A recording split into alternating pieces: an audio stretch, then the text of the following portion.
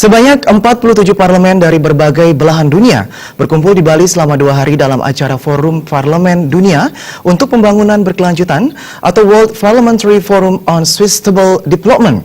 Dalam forum tersebut dibahas terkait kemiskinan, kesenjangan dan ketidakadilan, serta perubahan iklim.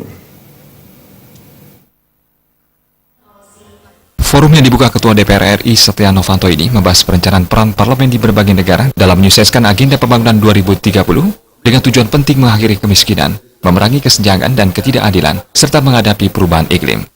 Di sela-sela kegiatan, Setia Novanto mengatakan, dalam forum parlemen tingkat dunia pertama ini akan dibahas pemikiran-pemikiran strategis dan perencanaan penting untuk memperbaiki kesejahteraan dan stabilitas dunia. Nantinya, setiap parlemen yang hadir akan menyampaikan rekomendasi pemerintah di negara masing-masing.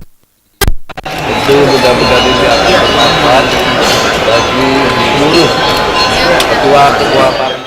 Sebagai umat yang berkeyakinan. Hal senada diungkapkan anggota DPR RI Dapil Bali, Sumarjo Linggi, yang turut hadir dalam forum tersebut. Bahkan menurutnya, apa yang menjadi cakupan Trihita Karana sebagai kearifan lokal Bali sangat berkaitan dengan yang dibahas dalam forum ini.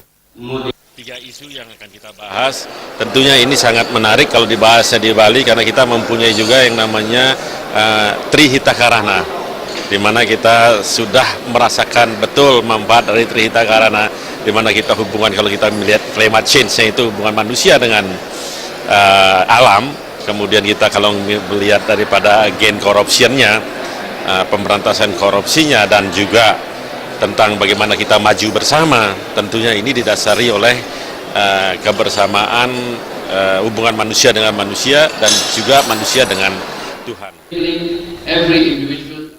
Forum ini juga diharapkan mampu merumuskan dan mempromosikan pembangunan yang inklusif dan merata.